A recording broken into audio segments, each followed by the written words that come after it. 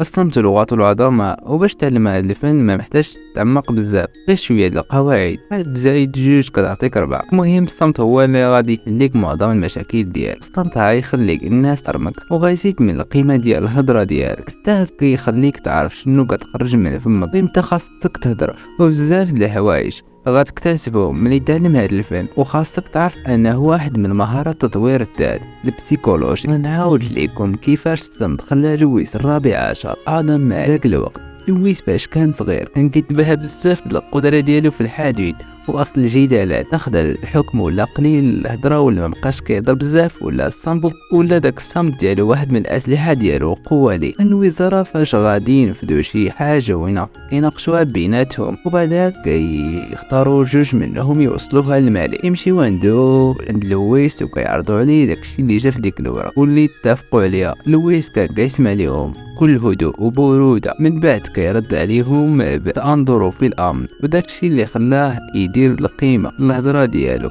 وخلاه أعظم ملك في داك الوقت.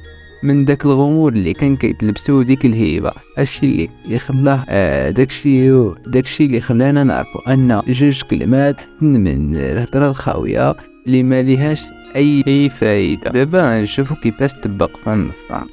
الانتقال من الكلام إلى الاستماع، والانتقال للاستماع بهدف الرد إلى الاستماع بهدف الفهم. هذه خطوة مهمة والفرق ديالها غتحس بيه، غتولي تفهم الناس وغتولي عزيز عليهم، تا غتكون عارف شنو كتخرج من فمك، حيت الهضرة إلا مشات تخرجات ميمكنش ليك ترجع. نبدا الخمسة قبل ما ترد على أي شخص، قبل ما ترد على الشخص المقابل خذ وقتك تفكير مزيان، حيت الكلمة إلا خرجت دايرة بحال شي سهم ميقدرش باقي توقفها.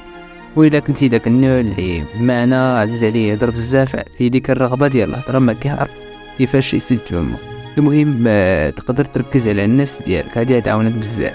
نركز على التنفس. رابع حاجة هي اسأل أكثر، بلاصة ما تهضر على راسك سول الطرف الآخر شي سؤال يهضر على راسك. المهم هادشي اللي كان عندنا اليوم. إذا كان عندك شي سؤال ولا أي حاجة ما تقدرش تكتب عليها في التعليقات، ودير معك اخاي ديالي داك سبسكرايب وفعل الجرس، تجي فيديوهات ان شاء الله اللي وارين. كما نقول لكم تهلاو.